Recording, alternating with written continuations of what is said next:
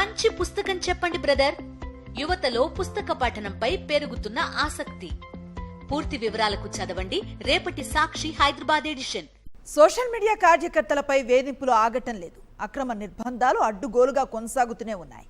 బాధితుల కుటుంబ సభ్యులు హైకోర్టులో హెబియస్ కార్పస్ పిటిషన్లు వేస్తున్నారు. పిటిషన్స్ వేశారన్న కోపంతో మరిన్ని కేసులు నమోదు చేస్తున్నారు పోలీసులు. ఒక్కొక్కరిపై 10 నుంచి 21 వరకు కేసులు నమోదు చేశారు. వర రవీందర్ రెడ్డిపై 21, ఇంటూరి రవికిరణ్ పై 16, పెద్దిరెడ్డి సుధారాణిపై 10, వెంకటరమణారెడ్డిపై 10 కేసులు నమోదయ్యాయి.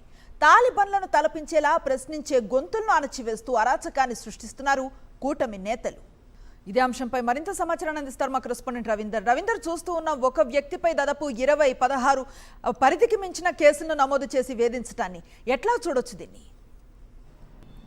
నిజానికి రాష్ట్రంలో ఒక అరాచక ప్రభుత్వం కొనసాగుతుందని చెప్పుకునేదానికి నిదర్శనంగానే ఈ కేసులు ఉన్నాయని చెప్పుకోవచ్చు అనుశ్రీ. ఎందుకంటే గడిచిన 20 రోజులుగా అత్యంత దారుణంగా ప్రశ్నించే గొంతుల మీద కేసులు నమోదు చేసినటువంటి పరిస్థితి అయితే కనిపిస్తుంది. రాష్ట్ర వ్యాప్తంగా సోషల్ మీడియాకు సంబంధించి యాక్టివిస్టులు ఎవరైతే ఉన్నారో వారందరి మీద టార్గెట్ చేసి ఈ విధంగా కేసులు పెడుతున్నారు.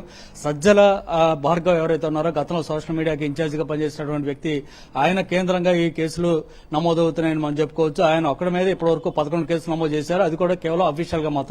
అనఫిషియల్ గా ఇంకా ఎన్ని కేసులు నమోదయ్యాయి అనేది ఇప్పటికి కూడా అంతుబాటున పరిస్థితి ఉంది. ఎక్కడ ఎవరిని అరెస్ట్ చేసినా సరే వెంటనే దీని వెనక సజ్జల భార్గవ్ ఉన్నాడని చెప్పిస్తూ ఆయన వారి ద్వారా కేసు నమోదు చేసినటువంటి పరిస్థితి కూడా కనిపిస్తుంది. ఈ నేపథ్యంలో మనతో మాట్లాడడానికి వైఎస్ఆర్ కాంగ్రెస్ పార్టీ సంబంధించినటువంటి మాజీ ఎమ్మెల్యే సుధాకర్ బాబు ఉన్నారు. సుధాకర్ బాబు గారు, చూస్తున్నాం గడిచిన కొంతకాలంగా సోషల్ మీడియా యాక్టివిస్ట్ మీద పడుతున్నటువంటి కేసులు, ముఖ్యంగా సజ్జల భార్గవ్ కేంద్రంగా జరుగుతున్నటువంటి అక్రమ కేసులు, ఆయన మీద కూడా 11 పైగా కేసులు నమోదు చేస్తున్నట్టు ఇప్పుడు వరకు ఉన్న సమాచారం. సో ఏం జరుగుతుంది రాష్ట్రంలో, ఏ విధంగా మీ కార్యకర్తలు కానీ వారిని రక్షించుకోబోతున్నారు? ఇది పూర్తిగా రాజకీయ కక్ష సాధింపు, ఒక వికృతమైన రాజకీయ పరిస్థితులు ఈ రాష్ట్రంలో నెలకొనబడి ఉన్నాయి. సజ్జల భార్గవ్ గారు ఎలక్షన్కి ముందు మా పార్టీకి సోషల్ మీడియా ఇన్ఛార్జిగా పనిచేసిన మాట వాస్తవము. అయినంత మాత్రాన వారికి భావస్వేచ్ఛ ఉంది.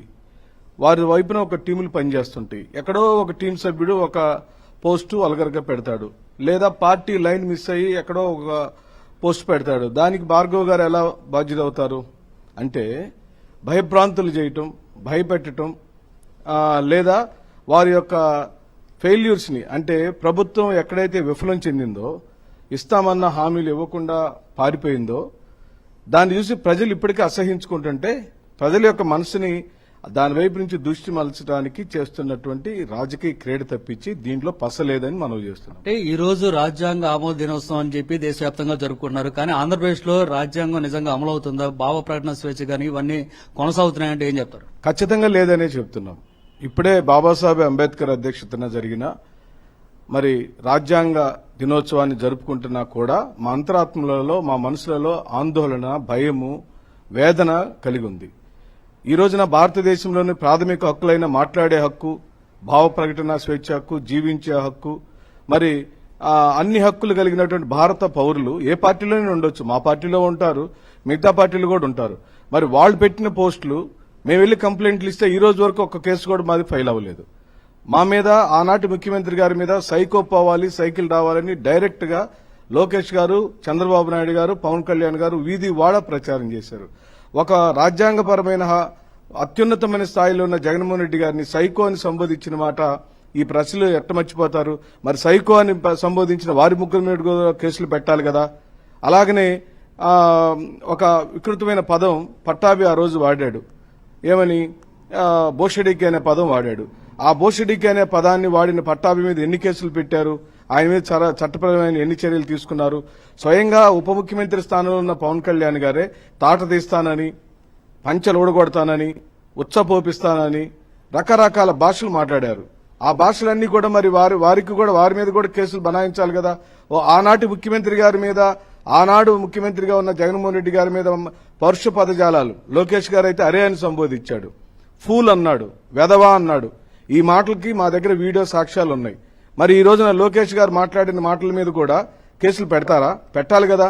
అంటే బాబాసాహెబ్ అంబేద్కర్ యొక్క రాజ్యాంగం పూర్తిగా ఆంధ్రప్రదేశ్ లో తీసి పక్కన పెట్టి రెడ్ బుక్ రాజ్యాంగం, అంటే రాచరిక పాలన ఈ భారతదేశంలో ఎక్కడా లేదు, కానీ ఆంధ్రప్రదేశ్ లో మాత్రం బ్రిటిష్ పరిపాలన వచ్చింది. అందుకే మేము ప్రజలందరికీ కూడా రీకాల్ చేసే చట్టం మళ్ళీ రావాలని కోరుకుంటున్నాం. సో ఇప్పుడు సజ్జల భార్గవ్ మీద 11 కేసులు, అర్జున్ రెడ్డి మీద 11 కేసులు, ఇంటూరు రవి మీద దాదాపు 16 కేసులు, వర్రా రవీంద్ర రెడ్డి మీద 21 కేసులు. ఎందుకు ఈ విధంగా ఈ స్థాయిలో కేసులు పెట్టబెట్టి గతంలో ఎప్పుడైనా చూసారా? ఈ కేసులన్నింటినీ ఏ విధంగా ఎదుర్కోబోతున్నారు? ఇది ఎక్కడా లేదండి.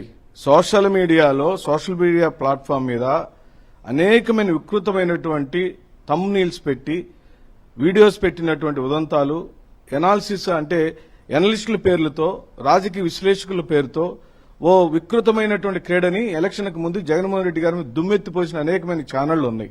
వాటన్నిటి సంగతి ఏమిటి? ఎవరెవరు మాట్లాడారో మా దగ్గర రికార్డులు ఉన్నాయి. మరి మేము సమర్పించినట్టు మేము అన్ని స్టేషన్లలో ఎవరెవరు మాట్లాడారో వాటిని సాక్ష్యాధారాలతో ఆయా సంబంధిత పోలీస్ స్టేషన్లో మేము కేసులు పెట్టాం. మా కేసులు ఎందుకు ఫైల్ కాలేదండి? మా కేసులు ఎందుకు ఎఫ్ఐఆర్ కాలేదు?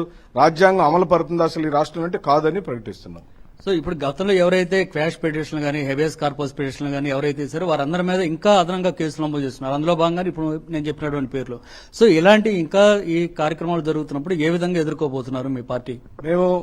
మాకేం భయం లేదు. ముందు ఎప్పటి నుంచో చెబుతున్నాం, పోరాటానికి సిద్ధపడ్డాము. జగన్మోహన్ రెడ్డి గారి నాయకత్వంలో ఈ ఆంధ్ర రాష్ట్ర ప్రజల యొక్క సౌఖ్యము, సౌభ్రాతృత్వమే మాకు ముఖ్యము. ఆ విషయంలో రాజీ పడే ప్రసక్తి లేదు. వ్యక్తిగతంగా మా మీద కేసులు పెట్టొచ్చు, దొంగ కేసులు పెట్టొచ్చు, పోలీస్ స్టేషన్లు కొట్టించవచ్చు. వాటన్నిటికీ కూడా మేము సిద్ధపడి ఉన్నాం.